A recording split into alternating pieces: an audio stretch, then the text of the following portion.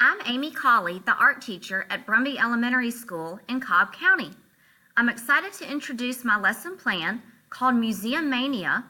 This lesson is prepared for 5th grade visual arts students and took place over 8 40-minute class periods during a 6-week time period.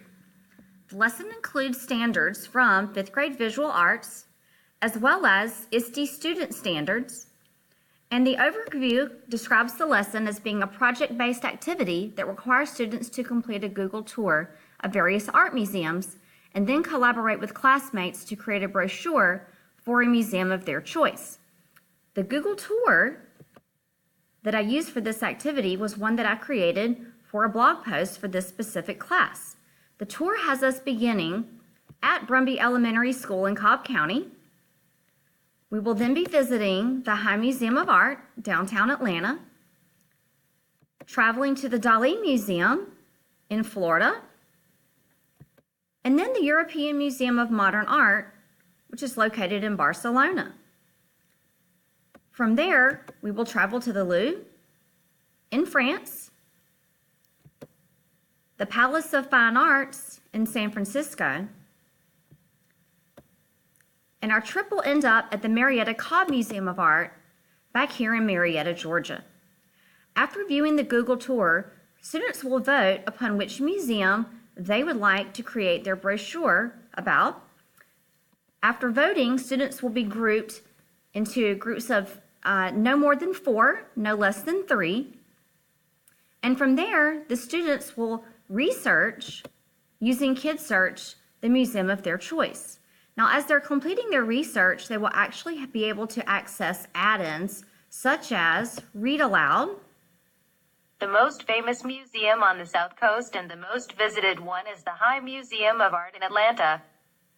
Located in the city's arts district, the High Museum of Art houses some of the most famous masterpieces Read Aloud is a great extension tool for students who may have trouble reading the actual information. As they are reading through the information on the pages about the museums, they will be taking notes on paper as well as in their digital journals in OneNote.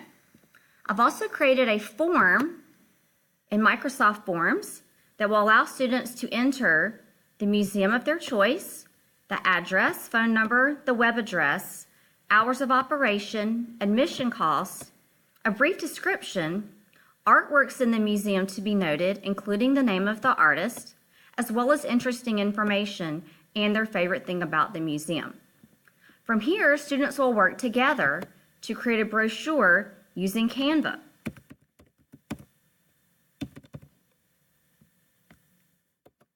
Although I do not have an example of a student brochure, as I'm not including student work, you can see that there are definitely options for students to choose free layouts and then incorporate their own photos, wording, descriptions based upon the notes that they have taken about their museum.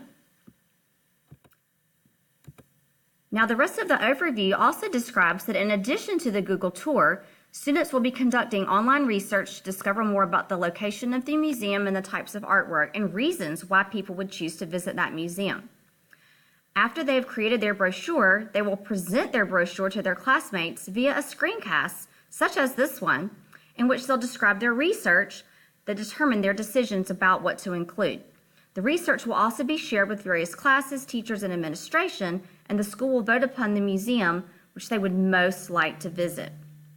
In working through the lesson plan, it was important that I develop questions for the students to answer that would help develop their thinking, that I had ways of assessment, including a rubric that goes along with the project.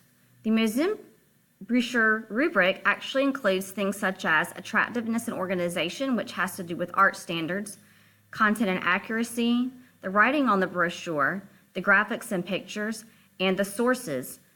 Below, I also included some student reflection questions about why the project might have been meaningful, the students' contribution to the project, as well as anything they would change about the assignment and anything they would do differently next time. The remainder of the lesson plan lists all of the digital tools that were incorporated. as well as the instructions, the management, and the assessment.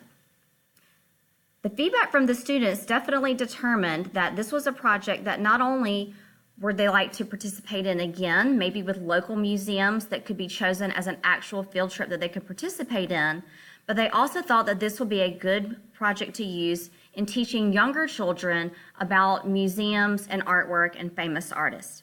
Thank you so much for listening to my screencast. I appreciate it, and I hope this lesson will have an impact on your students as well.